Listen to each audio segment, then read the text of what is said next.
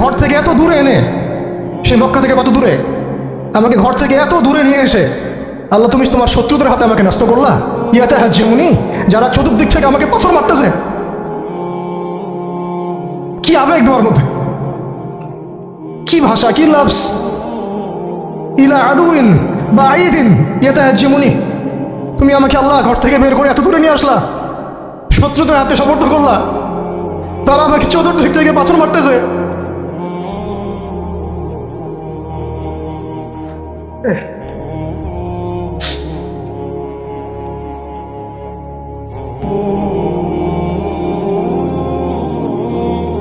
আল কোরআনে বর্ণিত একমাত্র সাহাবীর নাম হচ্ছে যায়েদ ইবনে হারেসা রাদিয়াল্লাহু আনহু। আমাদের এখানে যে ইয়াং ছেলেরা বসে আছেন সবার জন্যে যায়েদ বিন হারেসা রাদিয়াল্লাহু আনহু মহব্বত, ত্যাগ, ভালোবাসা, জীবন উৎসর্গের এবং জীবনের লক্ষ্য খুঁজে পাওয়ার একটা মূর্ত প্রতীক হতে পারে। একটু মনোযোগের সাথে অংশটা শোনেন, এটা শেষ অংশ। একমাত্র সাহাবী আল কোরআনে বর্ণিত যার নাম আল কোরআনে এসেছে তিনি হচ্ছেন যায়েদ বিন হারেসা রাদিয়াল্লাহু আনহু। তার বাবার নাম হারেসা। ঘটনা এমন ছিল যে ছোটবেলায় তার মা তাকে নিয়ে এক জায়গায় যাচ্ছিলেন। তো আগে তো ওই যে ডাকাতি হতো, জলদস্যুর আক্রমণ করতো না, এরকম তাঁবুর মধ্যে আক্রমণ হয়েছে এবং তার মায়ের কাছ থেকে সন্তানকে কেড়ে নিয়ে চলে গেছে।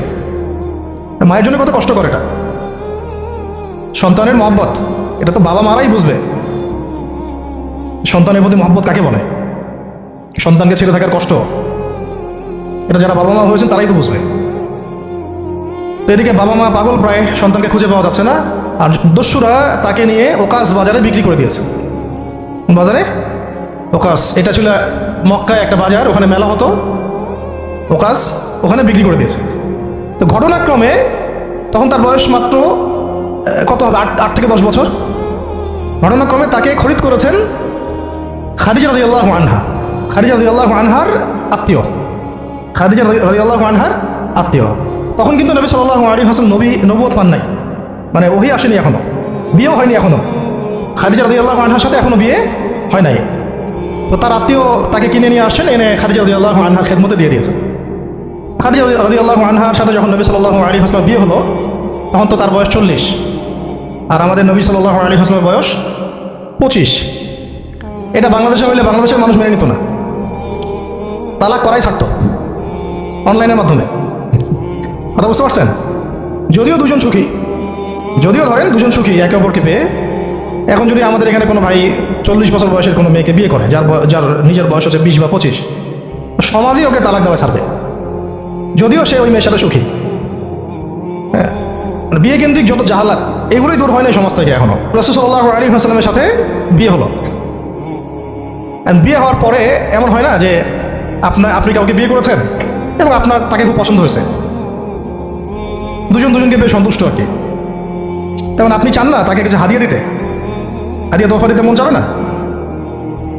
হাদিয়া দিয়ে কি আমাকে ফেরত নেয়? হাদিয়া তোফা দিতে তো মন চাবে। খাদিজা রাদিয়াল্লাহু আনহা হাদিয়া দিচ্ছেন নবী সাল্লাল্লাহু আলাইহি ওয়াসাল্লামকে যে হে মুহাম্মদ, আমার খুব প্রিয় একজন দাস আছে, আমার খুব প্রিয় একজন দাস আছে, এবং তার চেহারা দেখে আমি বুঝতে পারি যে সে খুব বুদ্ধিমান এবং সে খুব সৎ। চেহারা দেখলে বোঝা যায় না মানুষের? চেহারা কিন্তু কথা বলে, চেহারাও কথা বলে, তবে দেখার চোখ থাকতে হবে, দেখার মতো চোখ থাকতে হবে। গুনাহের চোখ দিয়ে তো কারো চেহারা পড়ার সুযোগই নাই। যেমন আনাস রাদিয়াল্লাহু আনহু, তার জন্য নবী সাল্লাল্লাহু আলাইহি ওয়াসাল্লাম দোয়া করে দিয়েছিলেন না? তার মা দেখেই চিনে ফেলছেন যে হ্যাঁ উনি শেষ নবী, এই চেহারা কোনো মিথ্যাবাদের চেহারা না। এরকম করে কথা বলা হচ্ছে, ইয়া রাসূলুল্লাহ আমার ছেলের জন্য দোয়া করে দেন। আব্দুল্লাহ বিন সালাম রাদিয়াল্লাহু আনহু ইহুদি ছিলেন, যখন নবীজি মদিনায় গিয়েছেন তার চেহারা দেখেই তিনি বুঝে ফেলছেন যে তিনি শেষ নবী। এই চেহারা কোনো মিথ্যাবাদী চেহারা হতে পারে না, ওই চোখ থাকতে হবে এবং ওই কলব থাকতে হবে পড়ার জন্য। তো খাদিজা রাদিয়াল্লাহু আনহা হাদিয়া দিয়েছেন যে আমার খুব প্রিয় একজন দাস আছে যায়েদ। তো নবী সাল্লাল্লাহু আলাইহি ওয়াসাল্লাম এটাকে গ্রহণ করেছেন, হাদিয়া গ্রহণ করে তিনি দেখেন যায়েদ বিন হারেসা রাদিয়াল্লাহু আনহুর তাকদীরটা কেমন হলো। জলদস্যু নয়, স্থলদস্যুদের হাত থেকে ওকাস বাজার থেকে চলে আসলো কোথায়? খাদিজা রাদিয়াল্লাহু আনহার বাসা, সেখান থেকে নবী সাল্লাল্লাহু আলাইহি ওয়াসাল্লামের সহবতে। চিন্তা করা যায়? এই তাকদীর তো ইউসুফ আলাইহিস সালামের চেয়েও কম সৌভাগ্যের না। ইউসুফ আলাইহিস সালামের কি হয়েছে? ভাইয়ের ষড়যন্ত্র, সেখান থেকে কূপ থেকে রাজপ্রাসাদ, সেখান থেকে জেল, জেল থেকে আবার রাজপ্রাসাদ, তারপরে তো পুরো মিশরের বড় একটা অংশের রাজনৈতিক দায়িত্ব, এবং সেখান থেকেই বনু ইসরাইল পরে আবার মিশরে আসলো। অন্য একদিন আলোচনা করবো ইনশাল্লাহ। এখানে যায়েদ ইবনে হারেসা রাদিয়াল্লাহু আনহার তাকদীর কেমন, অনন্য সাধারণ, এত এত চমৎকার যে এটা তো ঈর্ষণীয়। আলী রাদিয়াল্লাহু আনহু ছাড়া এমন তাকদীর তো মনে হয় আর কেউ পান নাই, যে নবী সাল্লাল্লাহু আলাইহি ওয়াসাল্লামের ঘরের মধ্যে তিনি সবসময় তার সাথে তার খেদমত করছেন। শুধু তাই না, নবী সাল্লাল্লাহু আলাইহি ওয়াসাল্লাম তাকে নিজের পুত্র বানিয়ে নিলেন। যায়েদ আমার পুত্র, যায়েদ আমার ছেলে। দাস রাখলেন না। যখন তিনি যায়েদ বিন হারেসা রাদিয়াল্লাহু আনহুকে পেলেন, সবার সামনে এলান করে দিলেন যে সে আমার দাস না, ও আমার ছেলে, যায়েদ আমার ছেলে।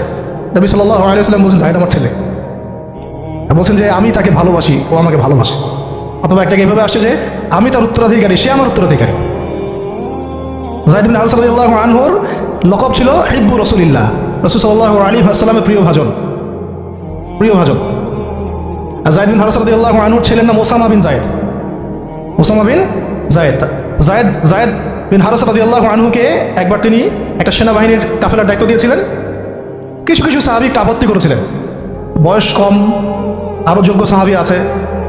আবার ঠিক ওসামা বিন যায়েদ রাদিয়াল্লাহু আনহুকে যখন নবী সাল্লাল্লাহু আলাইহি ওয়াসাল্লাম শেষে একদম ইন্তেকালের কয়েকদিন আগে জুরফে একটা সেনাবাহিনীর দায়িত্ব দিয়ে পাঠিয়েছিলেন, তখনও কেউ কেউ আপত্তি তুলেছিল যে ওসামার বয়স কম, 19 বছর 20 বছর বয়স, আরও বড় বড় যোগ্য সাহাবী আছে।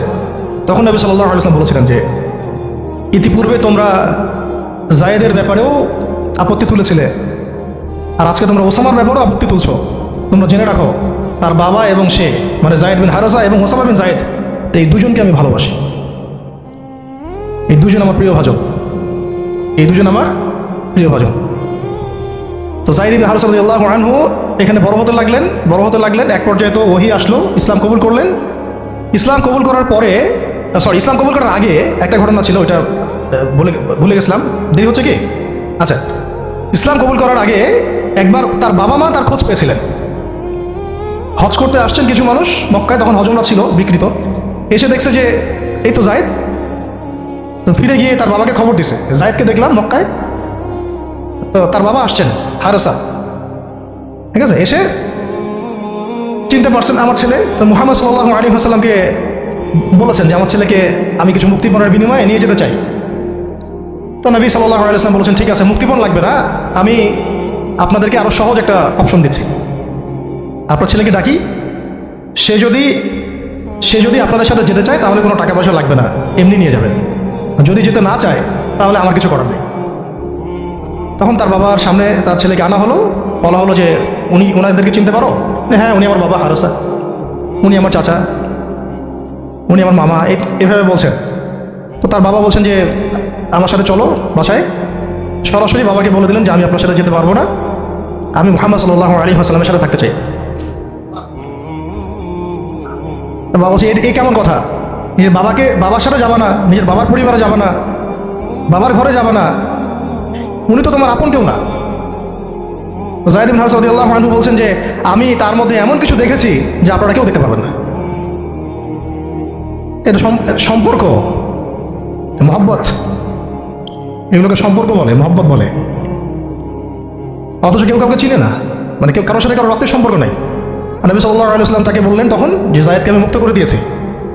যায়েদ আমার দাস না, যায়েদ আমার ছেলে, যায়েদ আমার ছেলে, আমি তার উত্তরাধিকারী, সে আমার উত্তরাধিকারী, আমি তাকে ভালোবাসি। তার উপাধি হয়ে গেল হিব্বু রাসূলিল্লাহ, রাসূলের প্রিয় ভাজন। সবাই তাকে এই নামে ডাকা শুরু করলো, রাসূলের প্রিয় ভাজন, রাসূল তাকে ভালোবাসে, রাসূল তাকে ভালোবাসে, রাসূল তাকে ভালোবাসে। আর আমি বলছি রাসূল কে? সাল্লাল্লাহু আলাইহি ওয়াসাল্লাম, যাকে আল্লাহ ভালোবাসেন। রাসূলকে যাকে আল্লাহ ভালোবাসেন। তো এখন যখন নবুয়ত প্রাপ্ত হলেন, তখন আপনারা তো সবাই জানেন যে প্রথম 13 বছর মক্কায় কাটানো হয়েছে। এই প্রথম 13 বছরে যে কী পরিমাণ নির্যাতন সহ্য করতে হয়েছে, এটা ভাষায় প্রকাশ করার কোনো কিতাব পাওয়া যাবে না, আর এটা লেখার মতো কোনো কলম নাই, কোনো হাত নাই। ওইগুলো নিয়ে আমরা ইনশাল্লাহ পরে কথা বলবো। আজকে শুধু একটা দুইটা জায়গায় বলতেছি। একটা সফর ছিল তায়েফের সফর। কিসের সফর? এই যে হুট করে শুনলেন তায়েফের সফর। তায়েফের সফরের আগে 10 বছর আছে। এই 10 বছরে এত নির্মম নির্যাতন সহ্য করতে হয়েছে, যেটা তায়েফ পর্যন্ত যেতে রাসূল সাল্লাল্লাহু আলাইহি ওয়াসাল্লামকে বাধ্য করেছে।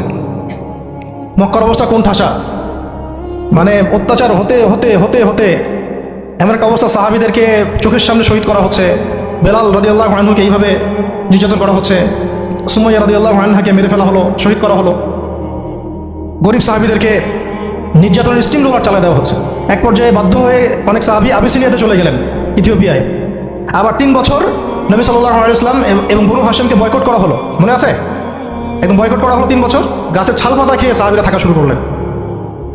চতুর্দিক থেকে রাস্তা বন্ধ, সামাজিক নির্যাতন, রাজনৈতিক নির্যাতন, গালিগালাজ, আপনজনদের মানে গীবত, তহমত, একেবারে পাথর নিক্ষিপ্ত চলতেছেই চতুর্দিক থেকে। আবু লাহাব, আবু জেহেল, আবু সুফিয়ান সবাই উঠে পড়ে লাগছে, পুরো সমাজ বিরুদ্ধে চলে গেছে। এরকম হালত বোঝার জন্যও ওইরকম সিচুয়েশন ফেস করা দরকার। এটা পড়ি আমরা দেখলে পড়ি, এগুলো তো আমরা বুঝি না, উপলব্ধি করতে পারি না, কারণ আমরা এই ফেজগুলো দিয়ে যাই নাই। যারা টুকটাক গিয়েছেন তারা কিছু রাজ করতে পারেন।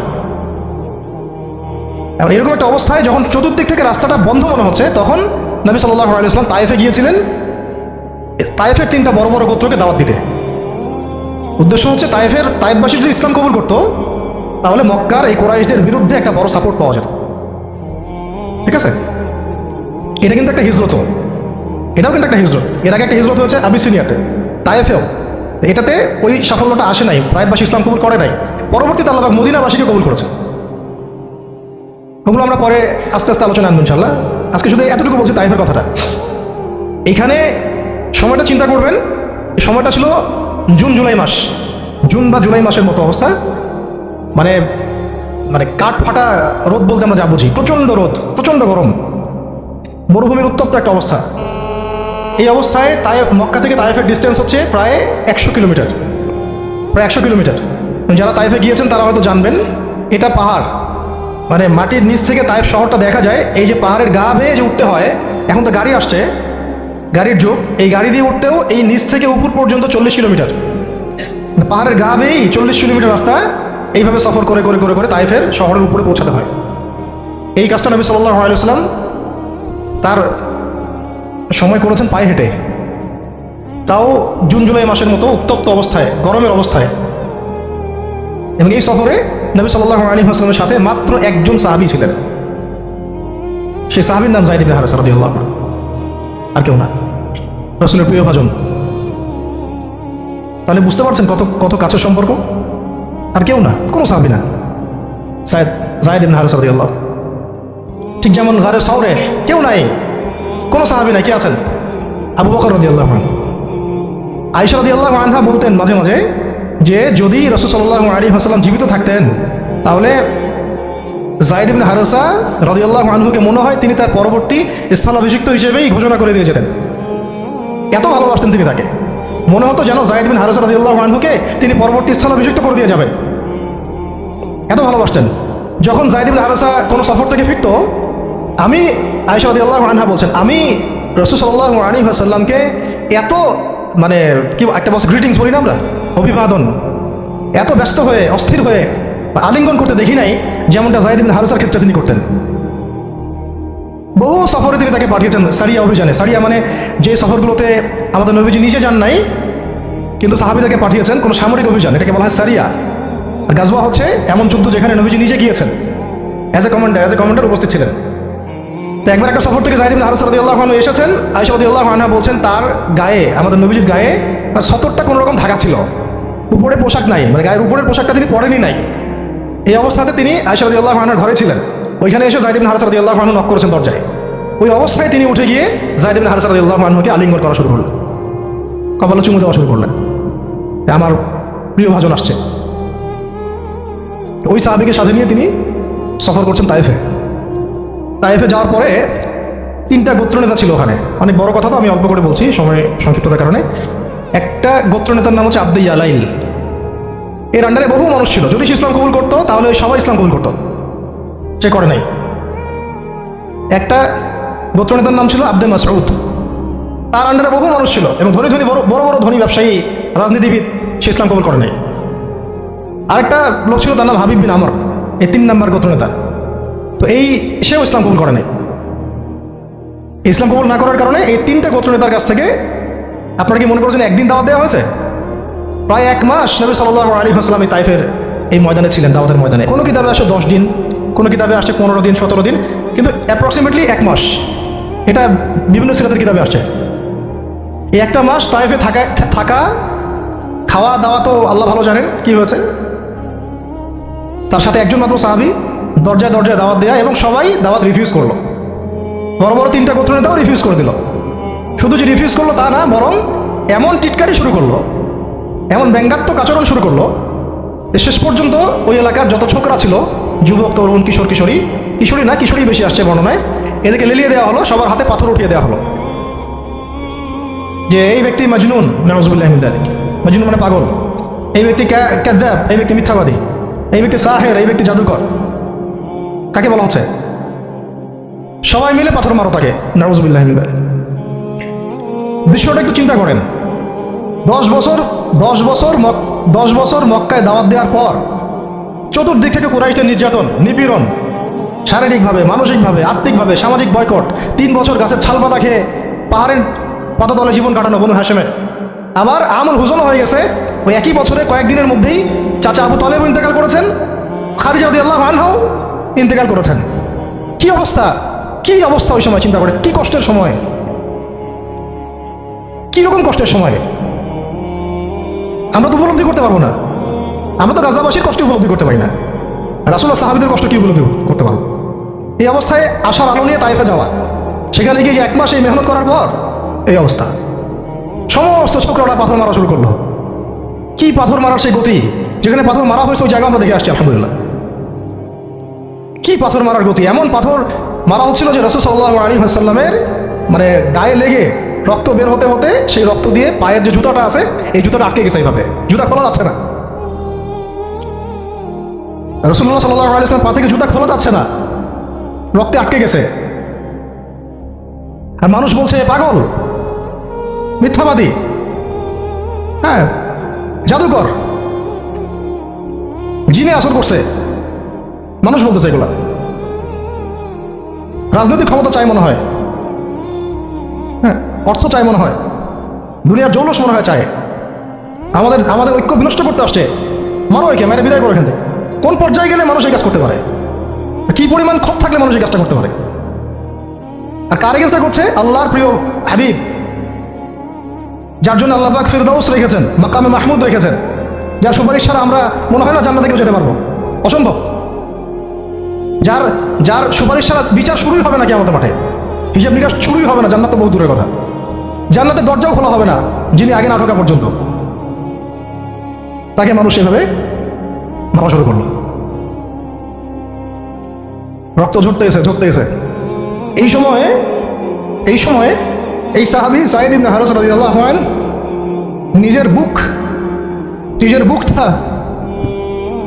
নিজের বুকটা নবী সাল্লাল্লাহু আলাইহি ওয়াসাল্লামের সামনে এইভাবে দিয়ে দিয়েছেন যে যতগুলো পাথর আসবে আমার গায়ে যেন লাগে, আমার নবীর গায়ে না লাগে। বুক যখন থেতলা হয়ে গেছে তখন পিঠ দিয়ে দিয়েছেন, ইয়া রাসূলুল্লাহ আপনার গায়ে একটা পাথর যেন না লাগে, আমার পিঠে লাগে। এই সময়টা চিন্তা করেন, সাহাবীর কথা চিন্তা করেন, তাদের ত্যাগ তিতিক্ষার কথা চিন্তা করেন, ওই সময়ের সবরের কথা চিন্তা করেন। আর তায়েফবাসী নবী সাল্লাল্লাহু আলাইহি ওয়াসাল্লামের আপনজন ছিল। তায়েফের গোত্রে নবী সাল্লাল্লাহু আলাইহি ওয়াসাল্লামের দুধ পান করানো হয়েছিল, হালিমা সাঈদার গোত্র এটা। দূরের মানুষ আপনাকে যখন ভালো মন্দ বলবে আপনার অতটা কষ্ট হবে না যতটা আপনার কাছের মানুষ আপনাকে ভালো মন্দ বললে কষ্ট হবে। যখন আপনার প্রিয় মানুষেরা আপনাকে পাথর ছুড়বে, এই পাথরের আঘাত সহ্য করা এত সহজ না। কাফেররা, ফাসেকরা, জালেমরা, মুশরিক মুনাফিকরা পাথর ছুড়বে, সেই পাথর আপনি সৌভাগ্যের সাথে বরণ করতে পারেন, সেই রক্তক্ষরণে আপনার কষ্ট হবে না। প্রিয় মানুষদের দেওয়া অপবাদ, মিথ্যাচার, গীবত, তহমত, পাথর আপনাকে এত কষ্ট দিবে, এই কষ্টের লোড আপনি সহ্য করতে পারবেন না। আর যদি আল্লাহ আপনাকে সহ্য করার ক্ষমতা দিয়ে দেন, ইনশাআল্লাহ আপনি এমন ব্যক্তি হবেন যে ব্যক্তির হাতে আল্লাহ রাব্বুল আলামিন ইসলামের ঝান্ডা উঠাই দেবেন ইনশাআল্লাহ, যাকে আল্লাহ রাব্বুল আলামিন পুরো কওমের জন্য কবুল করবেন ইনশাআল্লাহ। এবং পুরো শক্তি আপনার সামনে একদিন না একদিন পরাজয় বরণ করবেই, সময় ব্যাপার। যায়েদ বিন হারিস রাদিয়াল্লাহু আনহু নিজের বুকটা এইভাবে আগলায় দিয়ে রাখছে, আমার গায়ে লাগুক ইয়া রাসূলুল্লাহ, আপনার গায়ে না লাগে। আজকে আপনি যায়েদ বিন হারিসাকে পাবেন কোথায়? কিসের ইসলামী বিপ্লবের কথা বলি আমি? যেমন আইমার এটা ওইটা, যায়েদ বিন হারেসারাই তো নাই। ওরকম আখলাকের নেতাও যেমন আমরা পাই না, ওই রকম যায়েদ বিন হারেসাদের মতো আমরা মামুরও তো পাই না। বরং এখন তো এমন যুগ চলতেছে যে মানুষ সামান্য দুনিয়াবী স্বার্থের কারণে, সামান্য দুনিয়াবী স্বার্থ, একটু মোহ, একটু দাম্ভিকতা, একটু অহংকার, একটু জিদ, একটু রাগ, একটু ক্ষোভ ইত্যাদির কারণে মানুষ, নিজের প্রিয় মানুষ আপনাকে মানুষের হাতে উঠাই দিতে পারে। সবাই মিলে তাকে পাথর মারো, আমি তাকে তাকে দেখতেছি। সবাই তাকে পাথর মারো, আমি তাকে তাকে দেখতেছি। যেন নিজের প্রিয় মানুষকে পাথর মারলে এটা দেখলে আপনার মনে আরো শান্তি আসতেছে। কিভাবে আপনি আপনার প্রিয় মানুষকে হাজারো লক্ষ মানুষের হাতে উঠাই দিতে পারেন, যে মানুষটা তাকে ধর্ষণ করবে, ছিঁড়ে ছিঁড়ে খাবে, পাথর মেরে থাতলা করবে, আবার আপনি তাকে মহব্বতের দাবিও করেন? কিসের মহব্বত? মহব্বত কাকে বলে? মহব্বত তো এইটা যেটা যায়েদ ইবনে হারেসা রাদিয়াল্লাহু আনহু করেছেন। এটা কি মহব্বত না? এরকম মহব্বতের নিদর্শন কি আমাদের মধ্যে আছে? কাকে মহব্বত বলা হয় আসলে? আপনারা দৃশ্যটা চিন্তা করেন, এগুলো সিরাতের কিতাবে মজুদ, পড়েন, নিজের বুকটা তিনি আগলায় দিয়ে রাখছেন। ঠিক এরকমই ওদের মাঠেও নিজের বুক আগলায় দিয়ে রাখছেন তালহা রাদিয়াল্লাহু আনহু। দূর থেকে একটার পর একটা তীর আসতেছে, ওনার গায়ে লাগতেছে। তীরের আঘাত কি চারটাখানি কথা? সাদ বিন আবি ওয়াক্কাস রাদিয়াল্লাহু আনহু পিঠ দিয়ে রাখছেন, ইয়া রাসূলুল্লাহ আপনার গায়ে যেন না লাগে। তোমরা জীবন্ত শহীদ দেখতে চাও, তালহাকে দেখো। 70-এর বেশি আঘাত তার গায়ে ছিল উহুদের দিন। সাদ বিন আবি ওয়াক্কাস রাদিয়াল্লাহু আনহু নবী বলছেন যে হে সাদ, তীর ছুড়ো, তোমার জন্য আমার পিতামাতা কুরবান হয়ে যাক। কোন সাহাবীর জন্য নবীজি এমন কথা বলেন নাই যে তোমার জন্য আমার পিতামাতা কুরবান হয়ে যাক। এবং সাহাবীরা বলতেন ইয়া রাসূলুল্লাহ আপনার জন্য আমার পিতামাতা কুরবান হয়ে যাক। একমাত্র সাহাবী সাদ বিন আবি ওয়াক্কাস রাদিয়াল্লাহু আনহুর জন্য নবী সাল্লাল্লাহু আলাইহি ওয়াসাল্লাম এই কথা বলেছেন। ওই ময়দানে উম্মে ওমরাও ছিলেন, মহিলা সাহাবী, অনবরত তীর ছুড়েছেন রাসূলের গায়ে যেন আঘাত না লাগে। ওই ময়দানে হানজালা ছিলেন, ছুটতে ছুটতে আবু সুফিয়ান পর্যন্ত পৌঁছে গিয়েছেন। ওই অবস্থায় তার শাহাদাত হয়ে গেছে, তাকে মারতে পারেন নাই, উল্টা তার গায়ে আঘাত লেগে গেছিল। গাসাসুল মালাইকা, শহীদ হওয়ার পরে দেখা যায় তার দেহটা মাটি থেকে উপরে উঠে আসে আর দেহ থেকে পানি ঝরতেছে। নবীজি জিজ্ঞাসা করা হলো তার এই হালত কেন? নবী সাল্লাল্লাহু আলাইহি ওয়াসাল্লাম বললেন যে গত রাত্রে স্ত্রীর সাথে ছিল, সে জিহাদের ডাক আসছে, ওই বিছানা থেকে চলে আসছে বেচারা, বিছানা থেকে এখানে চলে আসছে। হানজালা রাদিয়াল্লাহু আনহু শহীদ হয়ে গেছে, ফেরেশতারা তাকে গোসল দিচ্ছেন, এই যে পানি দেখা যাচ্ছে। ওই মাঠে সাদ বিন রবি রাদিয়াল্লাহু আনহু ছিলেন, একদম শেষ নিঃশ্বাস যাচ্ছে তার অবস্থা। আমাদের নবীজি বললেন সাদ বিন রবিকে খুঁজে বের করো, সে আমার প্রিয় ভাজন, তাকে খুঁজে বের করো। খুঁজতে গিয়ে দেখা গেল যে তিনি এইরকম একটা হালত, 60-70টা আঘাতের চিহ্ন নিয়ে প্রায় যান যাচ্ছে অবস্থা। সাহাবী বললেন হে সাদ, রাসূল সাল্লাল্লাহু আলাইহি ওয়াসাল্লাম তোমাকে সালাম দিয়েছে। রাসূল তোমাকে সালাম দিয়েছেন, তার জিজ্ঞাসা করছেন তুমি কেমন অনুভব করতেছো এখন? সাদ বিন রবি বলছেন রাসূলের কাছে আমার সালাম পৌঁছে দিও, আর আল্লাহর কসম আমি জান্নাতের ঘ্রাণ পাচ্ছি এখন। এটা বলতে বলতে তার শাহাদাত হয়ে যায়। আর তিনি বলতে বলতে একটা কথা শেষে বলে গিয়েছিলেন যে আমি চলে যাওয়ার পরে, তিনি আনসারদের নেতা ছিলেন, আমি চলে যাওয়ার পর তোমরা থাকা অবস্থায় যদি মুহাম্মদ সাল্লাল্লাহু আলাইহি ওয়াসাল্লামের গায়ে একটা আচরও লাগে, তোমরা আল্লাহর সামনে কোনো হুজ্জাত দিতে পারবে না। আমি চলে যাওয়ার পরে যদি মুহাম্মদ সাল্লাল্লাহু আলাইহি ওয়াসাল্লামের গায়ে একটা আচরও লাগে, তোমরা আল্লাহর সামনে কোনো হুজ্জাত দিতে পারবে না। আর আমরাও তো এখন দুনিয়াতে বেঁচে আছি, আমাদের নবী সাল্লাল্লাহু আলাইহি ওয়াসাল্লামের গায়ে কি না লাগতেছে, আমরা কি না করতে পারতেছি। কত সাহাবী, একটা কথা বলতে ভুলে গেছিলাম, যায়েদ বিন হারেসা রাদিয়াল্লাহু আনহু ইসলামের পরে যে ভাই সম্পর্ক করে দেওয়া হয়েছিল, দিনী ভাই, যায়েদ বিন হারেসা রাদিয়াল্লাহু আনহু দিনী ভাই ছিলেন হামজা রাদিয়াল্লাহু আনহু, সাইয়্যিদুশ শুহাদা। তার হালত আমরা দেখেছি উহুদের মাঠে, এমন সিংহ যার সামনে কেউ লড়াই করতে পারে না। আর আল্লাহর যে সিংহদের সামনে কাফেররা পেরে ওঠে না, পিছন থেকে আঘাত করে, তাকেও পিছন থেকে আঘাত করা হয়েছে। বর্ষা বের হয়ে গেছে নাভির নিচ দিয়ে, ওই অবস্থায় মারতে আসছিলেন তিনি, ওয়াহশী তাকে শহীদ করেছিল। নবী সাল্লাল্লাহু আলাইহি ওয়াসাল্লাম তার লাশ দেখে অঝোর নয়নে কেঁদেছেন, কারণ তার বুকটা চিরে ফেলছিল কাফেররা, চিরে কলিজা বের করার চেষ্টা করছিল, পারে নাই, কলিজা বের করে চিবাই খাওয়ার চেষ্টা করছিল। তাহলে কাফেরদের ক্ষোভ চিন্তা করেন, কাফেররা আমাদের ব্যাপারে কি পরিমাণ ক্ষোভ লালন করে, তারা আমাদের ব্যাপারে কি পরিমাণ ক্ষোভ লালন করে ভিতরে এটা আমরা জানিও না, বুঝিও না। আমরা ওদের সাথে বন্ধুত্ব করতে চাই, ওদেরকে আমাদের নিজেদের আপন মনে করি, ওদের হাতে আমরা আমাদের দিনী ভাইদেরকে উঠাই দিই, বোনদেরকে উঠাই দিই, আপনজনদেরকে উঠাই দিই। হামজা রাদিয়াল্লাহু আনহুর এরকম হালত। তার দিনী ভাই ছিলেন যায়েদ বিন হারেসা রাদিয়াল্লাহু আনহু। বহু ঘটনা আছে, আমি যেটা বলতে চাচ্ছিলাম ওইখান থেকে এদিকে চলে আসছি। এরপরে নবী সাল্লাল্লাহু আলাইহি ওয়াসাল্লাম তায়েফের একটা আঙ্গুর বাগানে প্রবেশ করেন, এত ক্ষতবিক্ষত অবস্থায়। আর পাথরের ডিলকে আপনারা এত তুচ্ছ মনে করেন না, কিন্তু এটা কিন্তু এত তুচ্ছ বিষয় না, কিন্তু ঠিক যন্ত্রণাদায়ক বিষয়। তার মধ্যে বললাম তার আপন মানুষ, কাছের মানুষ। আঙ্গুর বাগানে যাওয়ার পরে ওখানে আদ্দাস রাদিয়াল্লাহু আনহু, আদ্দাস নামে একজন বাগানের দেখভালকারী ছিল। এই বাগান ছিল আবার ওতবা এবং শাইবার, বড় আঙ্গুর বাগান। এখানে ঘটনা ঘটে গেল, নবী সাল্লাল্লাহু আলাইহি ওয়াসাল্লাম বসে আছেন, জুতা খোলার চেষ্টা করছেন, এবং আদ্দাস তিনি এসে একটু খেজুর দিয়েছেন। মায়া লাগছে তার, আর এই লোকটাকে এইভাবে মারলো, মানুষটাকে এইভাবে মারলো। তো কিছুই চাচ্ছে না, কিছুই বলে নাই, খালি বলছে এক আল্লাহর ইবাদত করো, আর কিছু চাইছে নাকি। তো এক আল্লাহর ইবাদত করো বললো, বাস তাই বসে এইভাবে মারলো।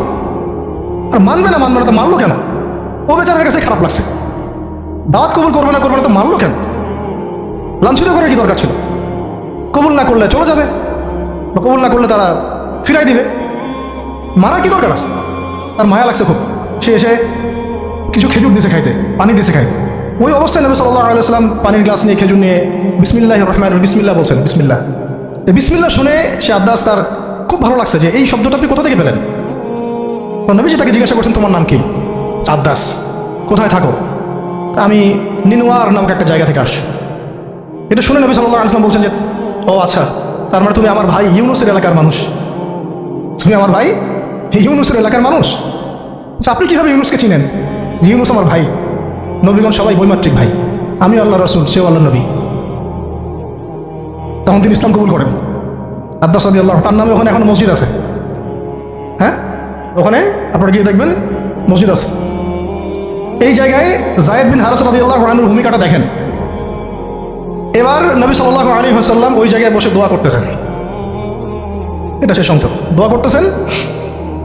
এই দোয়ার লফজ যদি আরবি থেকে আরবি বুঝতে পারতেন, তাহলে মানে আমার এতগুলো কথা বলা সার্থক হতো। মানে আমি যদি মানুষকে এই দোয়ার শব্দগুলোর অর্থ বুঝাতে পারতাম, ওই ক্ষমতা যদি আমার থাকতো, আমার মনে হয় না এই ক্ষমতা কোনো ওলামায়ে কেরামের আছে।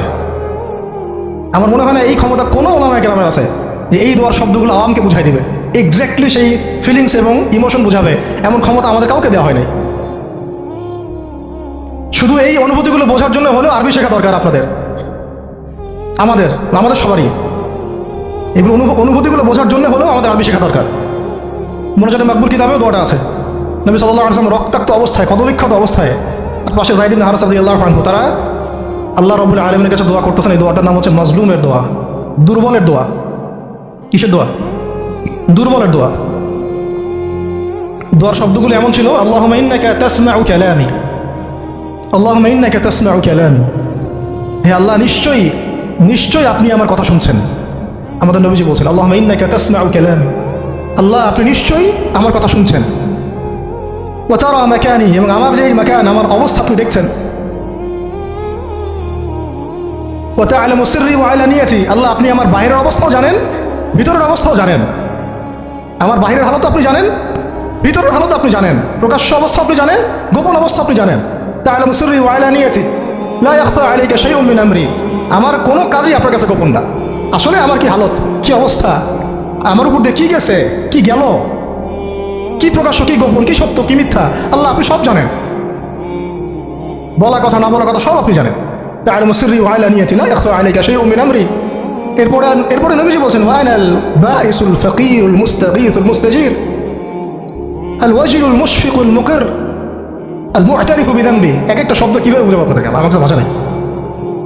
আল্লাহ আমি দুর্দশাগ্রস্ত, আমি ফকির, আমি জিল্লতির শিকার, আমার অপরাধ আমি চিনতে পেরেছি। মানে এমন শব্দ যেটা একজন নবী ছাড়া কারো মুখ দিয়ে বের হওয়া সম্ভব না, এমন শব্দ যেটা ওহী ছাড়া সম্ভব না। আসআলুকা মাসআলাতাল মিসকিন, মিসকিনরা যেভাবে তোমার কাছে চায় আল্লাহ, আমি সেভাবে তোমার কাছে চাচ্ছি। ওয়া আবতাহিলু ইলাইকা ইবতিহালাল মুযনিবিয যালিল, একজন মানুষকে যখন অপদস্থ, লাঞ্ছিত করা হচ্ছে, সেই মানুষ যেভাবে আপনার কাছে চায়, আমি সেইভাবে আপনার কাছে চাচ্ছি। আরো অনেক শব্দ আছে, মাঝখানে লাইন আছে। একটা জায়গায় আছে অনেক বড় দোয়া, আল্লাহুম্মা ইয়া খায়রাল মাসউলিন ইয়া খায়রাল মু'তিন ইলাইকা আশকু দুআফা কুওয়াতি। এই অংশটা সব কিতাবেই আছে সিরাতের। আল্লাহুম্মা ইলাইকা আশকু দুআফা কুওয়াতি, আল্লাহ আমি তোমার কাছে আমার শক্তির অক্ষমতা প্রকাশ করতেছি। মানে আমার যে শক্তি নাই এখন, তাই বাসী আমার সাথে এগুলো করলো, আমার তো শক্তি নাই এখন, আমার এই শক্তির অক্ষমতা আল্লাহ আমি তোমার কাছে প্রকাশ করতেছি।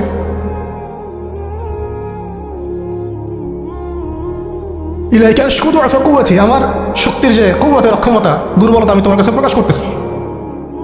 ওয়া কিল্লাতা হিলাতি, ওয়া কিল্লাতা হিলাতি, এই যে সহনশীলতা, এই শরীরের যে ক্ষমতার যে ঘাটতি, এগুলো আমি তোমার কাছে পেশ করতেছি। ওয়াহাওয়ানি আলান নাস, ওয়াহাওয়ানি আলান নাস, আর এই যে পুরো মানুষ, তায়েফের পুরো মানুষ আমার সাথে যা করলো, তাদের সাথে লড়াই করার যে আমার অক্ষমতা, বা তাদেরকে বুঝানোর যে অক্ষমতা আমার, তাদেরকে যে আমি বুঝাতে পারতেছি না, এটা যে আমার অক্ষমতা, এই হালত আমি তোমার কাছে পেশ করতেছি। আল্লাহুম্মা ইলাইকা আশকু দুআফা কুওয়াতি ওয়া কিল্লাতা হিলাতি ওয়া হাওয়ানি আলান নাস। কি শব্দ! বলছি ইলা মান তাকিলুনি, আল্লাহুম্মা ইলা মান তাকিলুনি, আল্লাহ তুমি আমাকে কাদের হাতে ন্যস্ত করলা, আল্লাহ তুমি আমাকে কাদের হাতে ন্যস্ত করলা। ইলা আদুইন বাঈদিন ইয়াতাহাজ্জামুনি, আমাকে ঘর থেকে এত দূরে এনে, সে মক্কা থেকে কত দূরে, আমাকে ঘর থেকে এত দূরে নিয়ে এসে আল্লাহ তুমি তোমার শত্রুদের হাতে আমাকে ন্যস্ত করলা। ইয়াতাহাজ্জামুনি, যারা চতুর্দিক থেকে আমাকে পাথর মারতেছে। কি আবেগ তোমার মধ্যে, কি ভাষা, কি লাফজ! ইলা আদুইন বাঈদিন ইয়াতাহাজ্জামুনি, তুমি আমাকে আল্লাহ ঘর থেকে বের করে এত দূরে নিয়ে আসলা, শত্রুদের হাতে সমর্থ করলা, তারা আমাকে চতুর্দিক থেকে পাথর মারতেছে।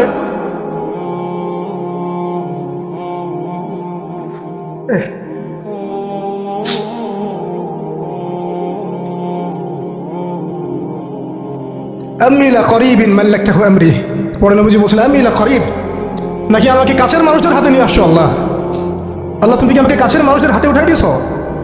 মাল্লাকতাহু আমরি, যারা আমার ভালো মন্দের কাজের মালিক হয়ে গেছে। এইভাবে দোয়া করতে লাগলেন নবী সাল্লাল্লাহু আলাইহি ওয়াসাল্লাম। যায়েদ বিন হারিসা রাদিয়াল্লাহু আনহু শামিল আছেন এখানে। তারপর নবীজি বলছেন ইল্লাম তাকুন সাখিতুন আলাই ফালা উবালি, আল্লাহ এত কিছুর পরে যদি তুমি আমার প্রতি অসন্তুষ্ট না হও, আমার কিছুই যায় আসে না। আল্লাহ এত কিছু হয়ে গেল, এরপরে যদি তুমি আমার উপর অসন্তুষ্ট না হও, অন্তত আমার কিছুই যায় আসে না, আলহামদুলিল্লাহ। ইল্লাম তাকুন সাখিতুন আলাই ফালা উবালি, তুমি যদি আমার উপর আল্লাহ অসন্তুষ্ট না হও, তোমার কাছে আমি ঠিক থাকতে পারি, তোমার কাছে আমার অবস্থান ঠিক থাকে আল্লাহ, ফালা উবালি, আমি এসবের কোনো কিছুর পরোয়া করি না। কিভাবে বুঝবেন এই ভাষা শব্দগুলো? ঠিক এইরকম শব্দেই দোয়া করেছিলেন খুবাইব রাদিয়াল্লাহু আনহু, যখন তাকে শুলে চড়ানো হবে, এবং তিনি তখন শুলদণ্ড অনেক কঠিন, জীবন্ত একটা মানুষকে মেরে ফেলা, পিছন দিক থেকে লোহা আছে না, এগুলো প্রবেশ করে মাথা দিয়ে বের করে দেয়। শুলদণ্ড খুবাইব বিন আদি রাদিয়াল্লাহু আনহুকে শুল দেওয়া হয়েছে। এটা রাজির ঘটনা, সিরাতে পড়বেন, রাজির ঘটনা। ট্র্যাপে ফেলে হত্যা করা হয়েছে। যখন তাকে শুলে দেওয়া হচ্ছে, তখন তাকে বলা হয়েছে যে তোমার জায়গায় যদি মুহাম্মদকে হত্যা করা হয়, তুমি কি খুশি হবা? তোমাকে ছেড়ে দিয়ে যদি মুহাম্মদকে হত্যা করা হয়? বলছেন যে আমার জায়গায় মুহাম্মদকে হত্যা করা তো দূরের কথা, সাল্লাল্লাহু আলাইহি ওয়াসাল্লাম, তার একটা লোম বাঁকা হোক আমি সেটাও চাই না, সেটাও সহ্য করতে পারবো না। এরপর তিনি বলছিলেন, এই যে আমি বললাম ইল্লাম তাকুন সাখিতুন আলাইয়া ফালা উবালি, এরকম দোয়া খুবাইব রাদিয়াল্লাহু আনহু করেছেন। তিনি বলছিলেন তখন লাস্তু উবালি হিনা উক্তালু মুসলিমান, লাস্তু উবালি হিনা উক্তালু মুসলিমান, যখন আমাকে মুসলমান হিসেবে শহীদ করে দেওয়া হচ্ছে আমি কোনো পরোয়া করি না। যখন আমাকে মুসলমান হিসেবে শহীদ করে দেওয়া হচ্ছে আমি এর কোনো পরোয়াই করি না। লাস্তু উবালি হিনা উক্তালু মুসলিমান আলা আই শাক্কিন কানা ফিল্লাহি মাসরাই, আমাকে হত্যা করার সময় যেদিকেই তোমরা পাশ ফিরাও না কেন, ওই পাশ আল্লাহর জন্য। ওয়াযালিকা লিলাহ ওয়াযালিকা যাতুল ইলাহি ওয়া ইয়াশা, আর তিনি তো এমন জাতের ইলাহ, এমন ইলাহ, তিনি একজন, আল্লাহর কথা বলা হচ্ছে, তিনি এমন একজন ইলাহ, তিনি যদি চান ইউবারিক আলা ফি কুল্লি শিলউইন মুমাজ্জাহ, তিনি আমার কেটে ফেলা প্রত্যেকটা হাড়ে এবং মাংসে বরকত দিয়ে দিবেন। এইভাবে তাকে হত্যা করা হয়েছে। খুবাইব রাদিয়াল্লাহু আনহু প্রতারণা করে ট্র্যাপে ফেলা হয়েছে। এরকম বীরে মামুনাও ঘটনা ঘটছে, এরকম 70 জন সাহাবীকে ট্র্যাপে ফেলে হত্যা করে দেওয়া হয়েছে। আপনারা সতর্ক থাকবেন। এই ঘটনার পরে বহু ঘটনা হয়েছে, সিরাতে হিজরত হয়েছে। উম্মে আইমান একজন সাহাবী ছিলেন, কি নাম? নবী সাল্লাল্লাহু আলাইহি ওয়াসাল্লামের অনেক প্রিয় ভজন, তিনি নবী সাল্লাল্লাহু আলাইহি ওয়াসাল্লামকে ভরণ পোষণ লালন পালন করেছেন, কিন্তু তিনি দেখতে কালো ছিলেন। খুব সুন্দরী নারী যেমন এমন না, ঠিক আছে। তিনিও ওই দাসের শ্রেণীর মধ্যেই ছিলেন। তাকে সবাই সচরাচর বিয়ে করতে চাচ্ছে না। নবী সাল্লাল্লাহু আলাইহি ওয়াসাল্লাম বলেছিলেন একবার যে তোমাদের মধ্যে কেউ আসো জান্নাতের একটা মেয়েকে বিয়ে করবা? তোমাদের মধ্যে কেমন কেউ আসো যে জান্নাতি একটা মেয়েকে বিয়ে করবা? উম্মে আইমান, হ্যাঁ আমার প্রিয় ভাজন উম্মে আইমান, উনি তো এমন সাহাবী ছিলেন, নবী সাল্লাল্লাহু আলাইহি ওয়াসাল্লাম সম্মানার্থে তার সম্মানার্থে চাদরও বিছাই দিয়েছে। উম্মে আইমান, আমি একটু ভুল হতে পারি জায়গাটা, আপনারা একটু দেখে নিন। তো নবী সাল্লাল্লাহু আলাইহি ওয়াসাল্লাম যখন উম্মে আইমানের কথা বলেছেন তখন অনেকেই দাঁড়ায় নাই বিয়ে করার জন্যে। তো যায়েদ বিন হারেসা রাদিয়াল্লাহু আনহু দাঁড়িয়েছেন, আমি বিয়ে করব। যায়েদ বিন হারেসা রাদিয়াল্লাহু আনহু নবী সাল্লাল্লাহু আলাইহি ওয়াসাল্লামের এই আদেশ পালনার্থে একজন জান্নাতি নারীকে বিয়ে করেছেন, উম্মে আইমান, এবং তার গর্ভ থেকেই সন্তান জন্ম নিয়েছে উসামা বিন যায়েদ। উসামা বিন যায়েদ, ওই যার ব্যাপারে নবীজি শেষে বললেন যে উসামা, ওকে আমি ভালোবাসি, তার বাবাকে আমি ভালোবাসতাম। আরও একটা ঘটনা আছে, উসামা বিন যায়েদ রাদিয়াল্লাহু আনহুকে যখন আবু বকর রাদিয়াল্লাহু আনহু আবার মিশনে পাঠাচ্ছিলেন, কোন মিশনটা যেটা অসমাপ্ত ছিল নবী সাল্লাল্লাহু আলাইহি ওয়াসাল্লামের ইন্তেকালের সময়, ওই মিশনটা থেকে তারা ফিরে আসেন। পরে আবু বকর রাদিয়াল্লাহু আনহু আবার এই জায়েশ পাঠান জুরফ নামক জায়গায় রোমানদের এগেনস্টে। তো তখন কিছু কিছু সাহাবী আপত্তি তুলছিলেন। তখন আবু বকর রাদিয়াল্লাহু আনহু বলছিলেন যে সাকিলাত উম্মুকা ইবনুল খাত্তাব, হে ওমর তোমার মা তোমাকে হারায় ফেলো। ওমর রাদিয়াল্লাহু আনহু বলছিলেন যে একটু ভেবে দেখেন, আরো বড় বড় সাহাবীরা আছেন, আনসারী সাহাবীরা আছেন। তখন আবু বকর রাদিয়াল্লাহু আনহু বলছেন যে ইস্তা'মালাহু রাসূলুল্লাহ, তাকে আল্লাহ রাসূল সাল্লাল্লাহু আলাইহি ওয়াসাল্লাম দায়িত্ব দিয়ে গিয়েছিলেন।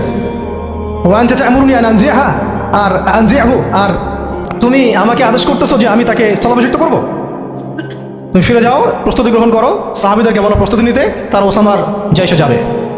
সে হচ্ছে ওসামা বিন যায়েদ রাদিয়াল্লাহু আনহু, আসছেন উম্মে আইমান রাদিয়াল্লাহু আনহার গর্ভ থেকে, জান্নাতি নারী। তো জান্নাতি নারীর জন্য রূপ সৌন্দর্য শর্ত না। জান্নাতি নারীর জন্য কি শর্ত না? রূপ সৌন্দর্য শর্ত না, তাকওয়া ঈমান এগুলো শর্ত। এরকম বিয়েও তিনি করেছেন নবী সাল্লাল্লাহু আলাইহি ওয়াসাল্লামের পছন্দ মতো। আবার তিনি যায়নাব বিনতে জাহাশ রাদিয়াল্লাহু আনহাকেও বিয়ে করেছিলেন। যায়নাব বিনতে জাহাশ রাদিয়াল্লাহু আনহাকে বিয়ে করেছিলেন, কিন্তু একটু শেষ করে দিচ্ছি, 5 মিনিট একটু ধৈর্য ধরেন। যায়নাব বিনতে জাহাশ রাদিয়াল্লাহু আনহাকে তিনি বিয়ে করেছিলেন, এটাও নবী সাল্লাল্লাহু আলাইহি ওয়াসাল্লামেরই তত্ত্বাবধানে হয়েছিল।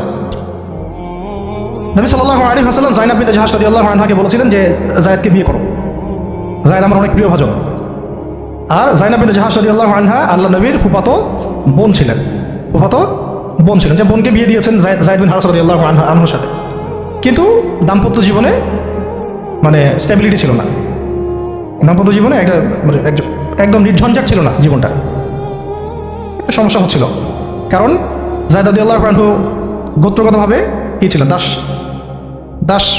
আরবের ট্রেডিশন অনুযায়ী বলছি আর কি, গোত্রগতভাবে নিচু গোত্রের ওই সেন্সে আর কি, আমরা ইসলামের সেন্সে কথা বলছি না, আরবের ওই যে প্রচলিত যে একটা প্রথা ছিল ওই সেন্সে। আর যায়নাব বিনতে জাহাশ রাদিয়াল্লাহু আনহা উচ্চ বংশের, আন্ডারস্ট্যান্ডিং একটু প্রবলেম হতে পারে, হচ্ছিল এটা। ভুলেও কখনো কোনো সাহাবী সম্পর্কে সমালোচনা করবেন না, এটা আমাদের আহলে সুন্নাত ওয়াল জামায়ার আকীদা উসুল নয়। কোনো সাহাবী সম্পর্কে না, সাহাবীদের মধ্যে যা হয় হয়ে যাক, যুদ্ধ যদি হয়ে যায় তবুও সমালোচনা করা যাবে না, এই আকীদা যেন ঠিক থাকে। যারাই সাহাবীদের সমালোচনা করে তারা আহলে সুন্নাত ওয়াল জামায়াতের আকীদা থেকে সরে গেছে। তো এখানে সাহাবীদের কোনো সমালোচনার সুযোগ নাই, কিন্তু দাম্পত্য জীবনে মনোমালিন্য হচ্ছিল, এটা খুব স্বাভাবিক বিষয়। বহু সাহাবীর জীবনে এমন অনেক ঘটনাই ঘটেছে, একাধিক বিয়ে, একাধিক তালাক, একাধিক অনেক কিছু হয়েছে। মানুষ হতে পারে, কখনো ভ্যালিড কারণ থাকতে পারে, কখনো মানুষ শয়তানের প্ররোচনা থাকতে পারে, কখনো জিন শয়তানের প্ররোচনা থাকতে পারে, কখনো আরও অনেক কিছু হতে পারে। তো যাই হোক, এখন তালাক হয়ে গেছে। যায়েদ বিন হারেসা রাদিয়াল্লাহু আনহু যায়নাব বিনতে জাহাশ রাদিয়াল্লাহু আনহাকে তালাক দিয়ে দিয়েছে। এরপরে নবী সাল্লাল্লাহু আলাইহি ওয়াসাল্লাম বিয়ে করেছেন যায়নাব বিনতে জাহাশ রাদিয়াল্লাহু আনহাকে। এইটা নিয়ে আরবের মধ্যে একটু কথা ছড়াছড়ি হচ্ছিল যে পালক পুত্রের স্ত্রীকে বিয়ে করেছে, আরবের মানুষ এটা নিয়ে কানাঘোষা করছিল।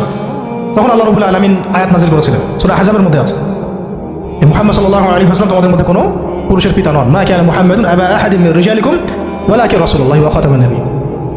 আর এই সূরার মধ্যেই মনে হয় 37 নম্বর আয়াত, 36 বা 37 নম্বর আয়াতের দিকে যায়েদ রাদিয়াল্লাহু আনহুর এই ঘটনা আছে। যখন যায়েদ তালাক দিল, তুমি চক্ষু লজ্জা করলে, মানুষকে লজ্জা করলে, কিন্তু আল্লাহ রাব্বুল আলামিন বিধানদাতা, তিনি বিধান দিলেন যে পালক পুত্রের বিষয়টা আরবরা যেভাবে ডিল করে সেটা আল্লাহ রাব্বুল আলামিনের ওহী নয় বা আল্লাহ পাকের বিধান নয়। এটা বিস্তারিত পড়তে পারবেন। তো এটাও একটা ঘটনা ঘটে গিয়েছিল। এরপর শেষ কথা হলো, শেষ যেটা পয়েন্ট সেটা হচ্ছে এরপরে অষ্টম হিজরতের অষ্টম বছর একটা বিশাল ঘটনা ঘটে গেল যে একজন সাহাবী, তার নাম হারিস বিন উমাইয়া, নাম কি? হারিস বিন উমাইয়া। তাকে নবী সাল্লাল্লাহু আলাইহি ওয়াসাল্লাম চিঠি দিয়েছেন, একটা চিঠি দিয়ে, শেষ অংশ, চিঠি দিয়ে তিনি পাঠিয়েছেন, যাও গাসসান নামক জায়গায় যাও। কোথায়? গাসসান। এটা জর্ডান আছে না, জর্ডান, এই জর্ডানের একটা জায়গা হলো গাসসান। এই গাসসান নামক জায়গায় যাও, সেখানে একজন গভর্নর আছে, তার নাম সুরাহাবিল, কি নাম? তাকে পত্রটা দিবা, দিয়ে ইসলাম কবুল করতে বলবা। তো হারিস বিন উমাইয়া রাদিয়াল্লাহু আনহু গিয়েছেন। এবার এরা এত বেশি উদ্ধত ছিল, সাহাবীকে ধরে হত্যা করে দিয়েছে। নাউজুবিল্লাহ। তিনি কিন্তু রাষ্ট্রদূতকে হত্যা করা জঘন্য অপরাধ, এমনিতেই অপরাধ, তার মধ্যে রাসূলের রাষ্ট্রদূত সাহাবী, তিনি, তাকে এভাবে হত্যা করে দেওয়া হলো। কয়জন সাহাবীকে হত্যা করলো? কয়জন? এর আগে আমি একটা ঘটনা বলছিলাম না, বনু কাইনুকার ঘটনা। একজন নারী সাহাবীকে টিজ করেছিল, আরেকজন সাহাবী প্রতিবাদ করেছিলেন, সেই সাহাবীকে মেরে ফেলা হয়, হত্যা করা হয়, শহীদ করা হয়। নবী সাল্লাল্লাহু আলাইহি ওয়াসাল্লাম পুরা বনু কাইনুকার সাথে যুদ্ধ করেছেন। এখানেও দেখেন একজন সাহাবী হারিস বিন উমাইয়া রাদিয়াল্লাহু আনহুকে হত্যা করা হলো। এবার নবী সাল্লাল্লাহু আলাইহি ওয়াসাল্লাম 3000 সেনাবাহিনী গঠন করলেন। কত হাজার? আচ্ছা, এখন শুনেন, আমি একটা দলিল দিতে চাইলাম যে দেখেন, সারা বিশ্বে চায়নার কথা বলেন, সিরিয়ার কথা বলেন, রোহিঙ্গাদের কথা বলেন, আরাকানের কথা বলেন, আপনি কাশ্মীরের কথা বলেন, আফগানের কথা বলেন, তারপরে এই যে আফ্রিকার কন্টিনেন্টের কথা বলেন, আফ্রিকা, মালি, নাইজেরিয়া, সোমালিয়া, আর মধ্যপ্রাচ্যের কথা কি বলবো, Yemen, Libya, Jordan, Lebanon, Palestine, Gaza, এই সারা বিশ্বে যত মুসলমান আছে তাদের মধ্যে কত লক্ষ মুসলমানকে হত্যা করার পরেও এই সিদ্ধান্ত এখন উম্মাগতভাবে আমরা নিতে পারি নাই, যেটা নবী সাল্লাল্লাহু আলাইহি ওয়াসাল্লাম বনু কাইনুকার এগেনস্টে নিয়েছিলেন আর এই রোমানদের এগেনস্টে নিয়েছিলেন। একজন নারী সাহাবীকে শ্লীলতাহানি করা, আর একজন সাহাবী তাকে বাঁচাতে এসে তার পক্ষে প্রতিবাদ করায়, তাকে হত্যা করা, এবং নবী সাল্লাল্লাহু আলাইহি ওয়াসাল্লাম পুরো বনু কাইনুকাকে উচ্ছেদ করলেন। এখানে সুরাহাবিল কি করেছে? একজন সাহাবীকে হত্যা করেছে, রাষ্ট্রদূত হারিস বিন উমাইয়া। নবী সাল্লাল্লাহু আলাইহি ওয়াসাল্লাম 3000 সৈন্য পাঠিয়ে দিচ্ছেন। আর এখন উম্মার দিকে তাকান, যে রাষ্ট্রগুলোর কথা আমি বললাম, আমাদের সহ সব জায়গায়, আমাদেরটা অন্যভাবে ডিল করি আমরা, বাইরের সব রাষ্ট্রগুলো, এই রাষ্ট্রগুলোতে কত হাজার সৈন্য না, কত হাজার নিরপরাধ মুসলিমকে হত্যা করা হচ্ছে। সংখ্যাটা কি হাজারে না লাখে? কত হাজার বা লাখ বাচ্চাদেরকে হত্যা করা হয়েছে, কত হাজার বা লাখ মা বোনদেরকে হত্যা এবং ধর্ষণ করা হয়েছে। তারপরে উম্মাগতভাবে আমরা এখন এই সিদ্ধান্তে আসতে পারি নাই, যে সিদ্ধান্ত নবী সাল্লাল্লাহু আলাইহি ওয়াসাল্লাম তাৎক্ষণিক নিয়ে ফেললেন। আমার রাষ্ট্রদূতকে হত্যা করেছে, 3000 সৈন্য রেডি, এবং তারা কিন্তু সুপার পাওয়ার। রোমানরা তখন কি সুপার পাওয়ার, এটা দেখারও সময় নাই যে তার কাছে কি অস্ত্র আছে, তাদের ক্ষমতা কতটুকু, তাদের কাছে কি আছে, তাদের সৈন্য সংখ্যা কত, আয়তন সংখ্যা কত, ওদের অর্থনীতি কত সমৃদ্ধ, কোনো কিছুর পরোয়া সাহাবা কেরাম করেন নাই। 3000 সৈন্য রেডি করে এই বাহিনীর পতাকা হাতে তুলে দিলেন সাহাবী যায়েদ ইবনে হারেসা রাদিয়াল্লাহু আনহু হাতে। কার হাতে? চিন্তা করেন, তায়েফের সাথী, রাসূল সাল্লাল্লাহু আলাইহি ওয়াসাল্লাম প্রিয়ভাজন, তায়েফের সাথী, জান্নাতি নারীকে বিয়ে করেছেন, এবং বলে দিলেন যদি জায়েদ শহীদ হয়, কথাটা বলার উদ্দেশ্য হচ্ছে জায়েদ শহীদ হবে, হতে পারে ইনশাআল্লাহ, তাহলে পতাকা উঠায় নেবে আব্দুল্লাহ বিন রওয়াহা রাদিয়াল্লাহু আনহু। যদি আব্দুল্লাহ বিন রওয়াহা শহীদ হয়, পতাকা উঠায় নেবে জাফর ইবনে আবি তালেব। যদি জাফর শহীদ হয় বা আব্দুল্লাহ বিন রওয়াহা শহীদ হয়, তাহলে পতাকা তোমাদের মধ্য থেকে কাউকে তোমরা আমির বানায় নিও। হ্যাঁ, পরে ছিল সেখানে খালিদ বিন ওয়ালিদ রাদিয়াল্লাহু আনহু। তিনি তখন নতুন নতুন ইসলাম কবুল করেছেন, তাই সবার আগে তাকে আমির করা হয় নাই। খালিদ বিন ওয়ালিদ রাদিয়াল্লাহু আনহু প্রায় 100টার মতো যুদ্ধ করেছেন ইসলামের পক্ষে, কোনো যুদ্ধে তিনি হারেন নাই, কোনো যুদ্ধে পরাজয় বরণ করেন নাই। উহুদের যুদ্ধে বিপর্যয় তো তার হাত দিয়ে হয়েছে, তাই না? তো তিনি যুদ্ধ কৌশলে অনেক পারদর্শী, খালিদ বিন ওয়ালিদ রাদিয়াল্লাহু আনহু।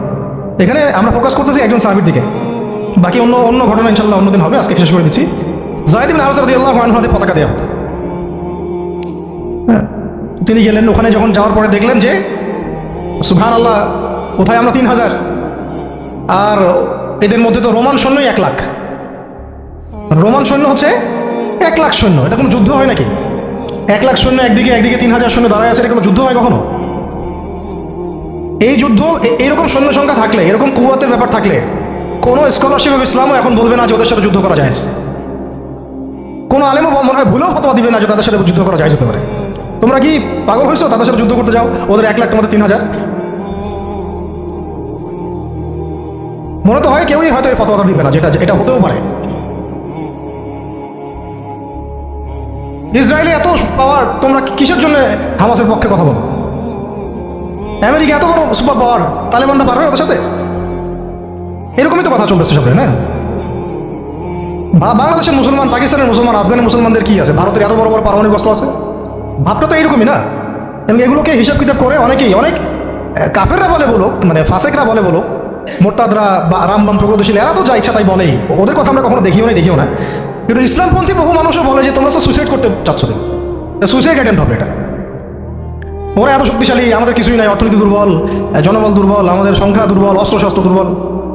মুসলমানরা কখনো এগুলোর বলে কখনো জয়লাভ করে নাই। মুসলমানরা জয়লাভ করেছে সবসময় ইমানের বলেই।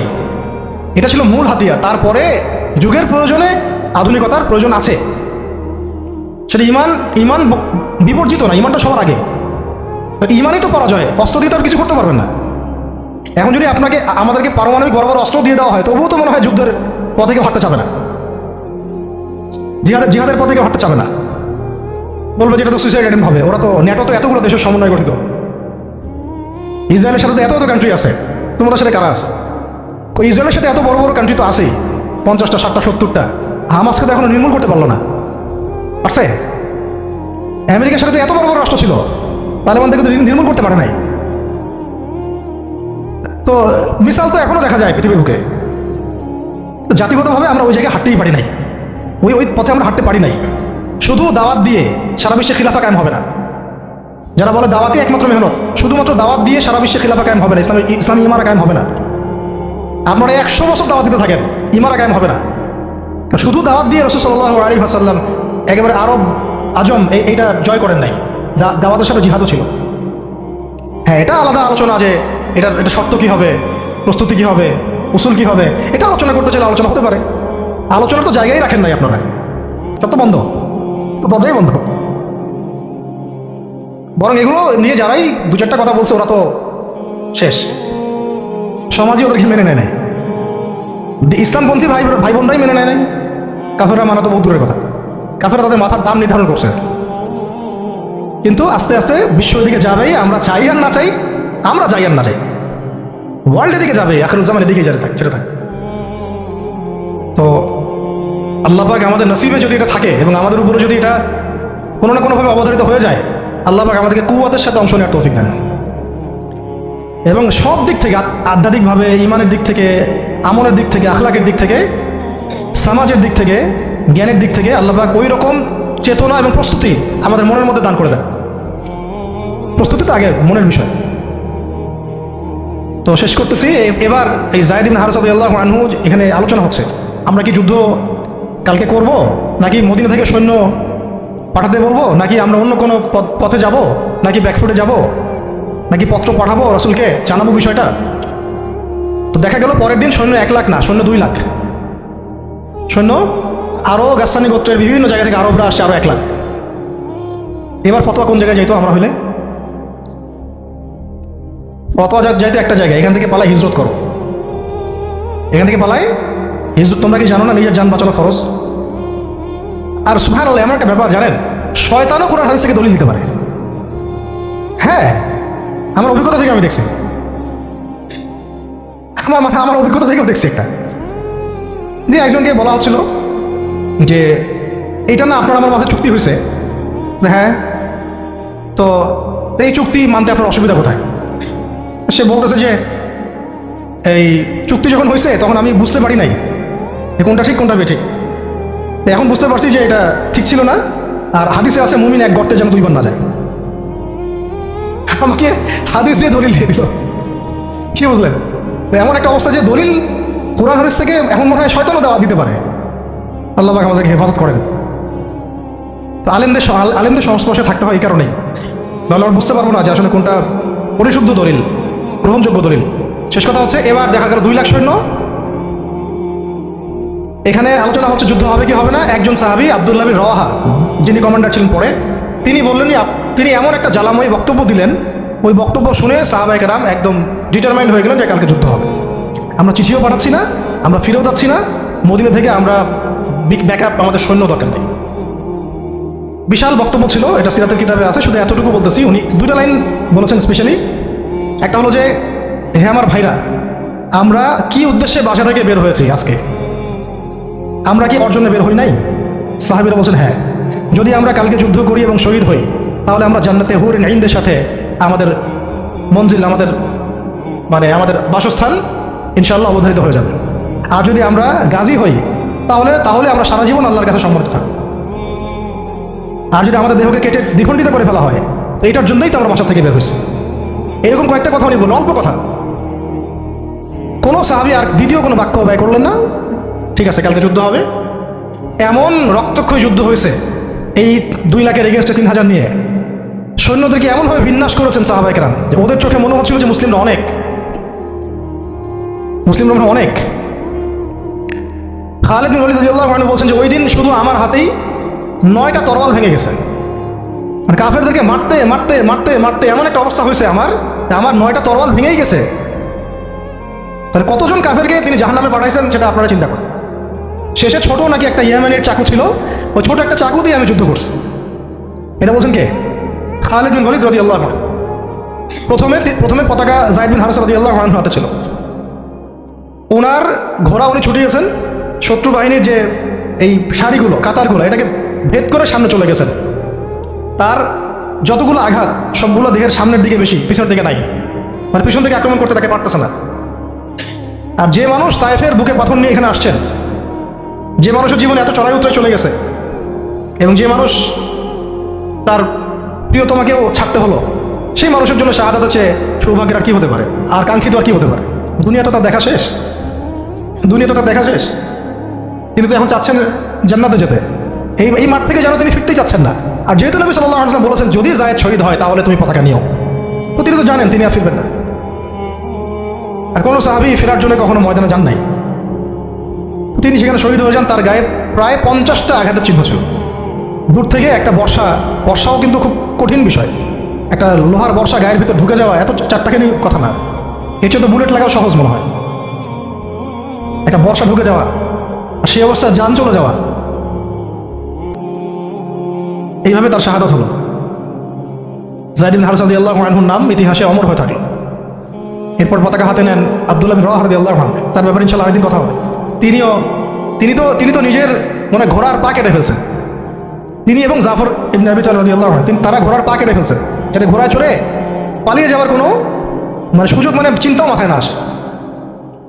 এবং তিনি একটা কবিতা আবৃত্তি করেছিলেন। আব্দুল্লাহ বিন রাওয়াহা রাদিয়াল্লাহু আনহু অনেক বড় মাপের কবি ছিলেন, এত সুন্দর লিখতে পারতেন, কবিতা আবৃত্তি করতে পারতেন, বলতে পারতেন। এটা অনন্য ছিল তার কাছে। খন্দকের দিন তিনি কবিতা আবৃত্তি করছিলেন। আল্লাহুম্মা লাউলা আনতা মাহতাদাইনা ওয়ালা তাসাদ্দাকনা ওয়ালা সাল্লাইনা, এরকম করে কবিতা আবৃত্তি করছিলেন। নাহনু আল্লাযী বা'আ মুহাম্মাদা আলা জিহাদি মা বাকিনা মিন্না আলা জিহাদি মা বাকিনা আবাদা। আরবি কবিতাগুলো সুবহানাল্লাহ এত সুন্দর। তিনি কবিতা আবৃত্তি করতে করতে, যুদ্ধ করতে করতে শহীদ হয়েছেন আব্দুল্লাহ বিন রাওয়াহা রাদিয়াল্লাহু আনহু। এরপরে জাফর রাদিয়াল্লাহু আনহু পতাকা নেন এবং যে হাতে পতাকা নিয়েছেন সেই হাতটা কেটে পড়ে গেছে। একজনকে আঘাত করছে রোমান সৈন্যদের মধ্যে। রোমান অনেক প্রশিক্ষিত ছিল, তার মধ্যে 2 লাখ নিয়ে আসছে। একজন সাহাবীর চারপাশে কতজন ঘিরে ফেলছে এটা তো ঠিক নাই। এগুলো আমরা কি দেখি গণতান্ত্রিক মারামারি, এগুলো তো কিছু না।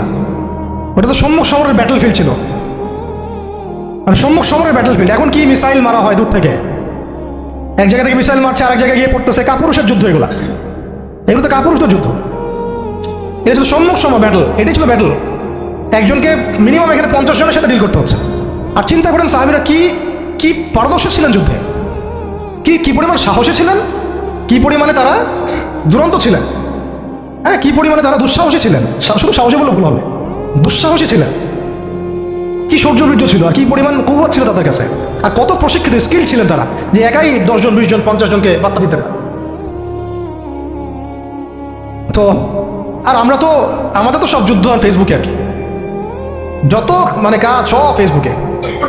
অর্থাৎ বাস্তবিকভাবে কিন্তু দেখবেন যে 1 জন 2 জনের সাথেও ফাইট করার মতো হয়তো ওই ক্যাপাবিলিটিও নাই। করছে দেখা যায় কাফেররা অনেক শক্তিশালী হয়ে বসে আছে। এগুলো আবেগ ছাড়তে হবে, বাস্তববাদী হতে হবে, ঈমান আমল তাকওয়ার সাথে সব ধরনের প্রিপারেশন, যেটাকে আমরা বলি এদাদ, শারীরিক মানসিক সব দিক থেকে প্রস্তুতির দরকার আছে।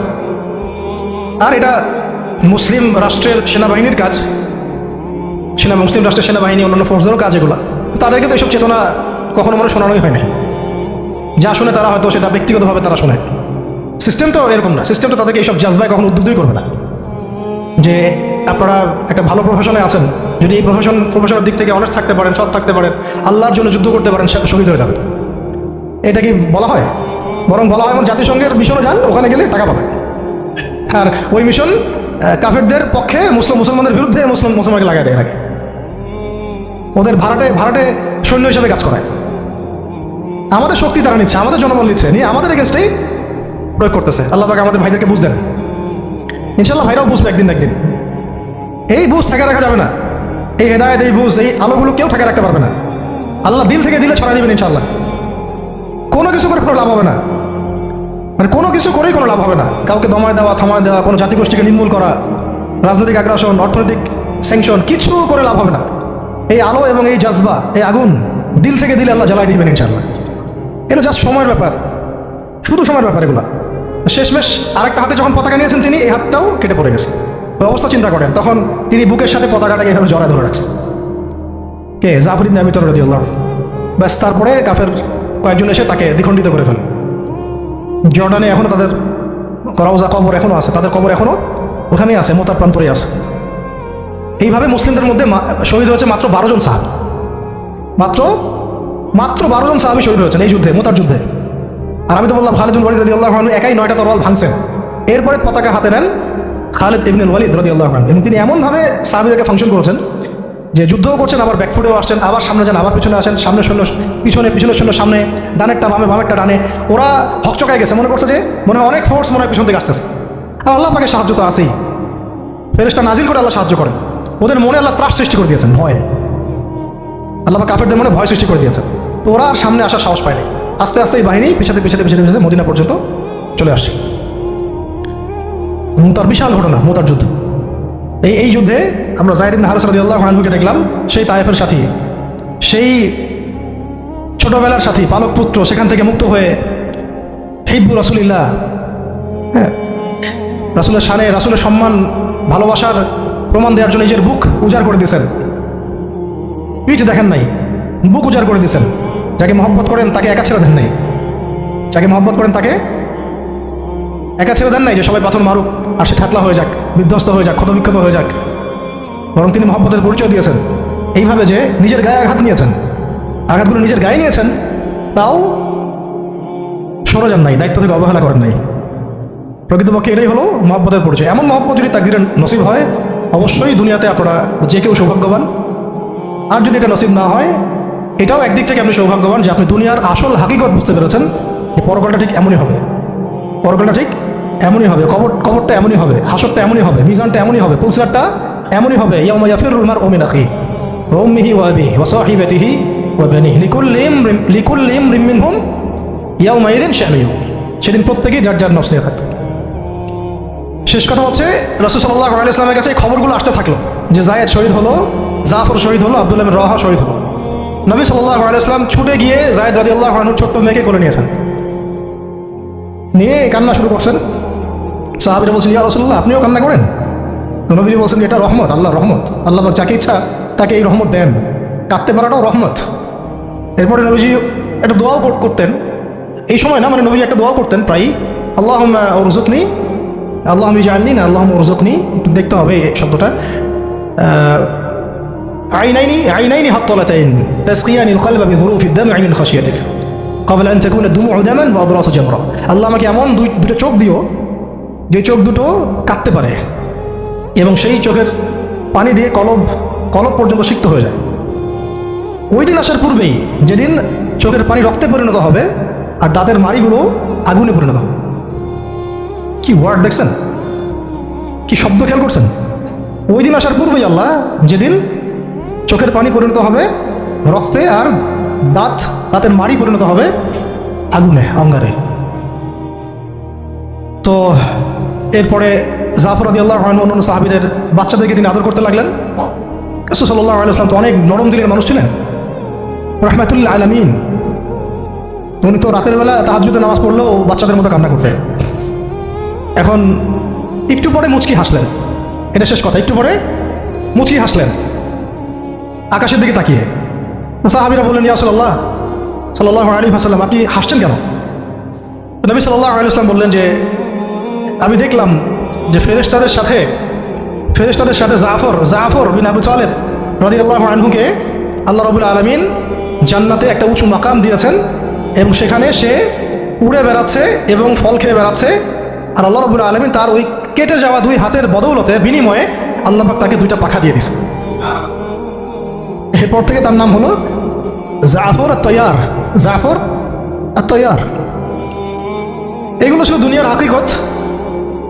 তারা দিন দুনিয়া আখিরাত এগুলো বুঝতেন। এগুলো ছিল মহব্বত, পাশে থাকা, সাথে থাকা এবং জীবনের লক্ষ্য উদ্দেশ্য। আমাদের জন্য এটাই ভালো হবে যে আমরা যারা এখনও আল্লাহ পাকের দিনের পথে আছি, আল্লাহ পাক আমাদেরকে হেদায়েত দিয়েছেন, সত্য মিথ্যা চেনার তৌফিক দিয়েছেন, আর কাল বিলম্ব না করে আল্লাহর দিনের দিকে ফিরে আসা, তওবা করা, ইস্তেগফার করা, নিজের জীবনকে গুছিয়ে নেওয়া, একদম যা প্রস্তুতি দরকার সব ধরনের প্রস্তুতি গ্রহণ করা।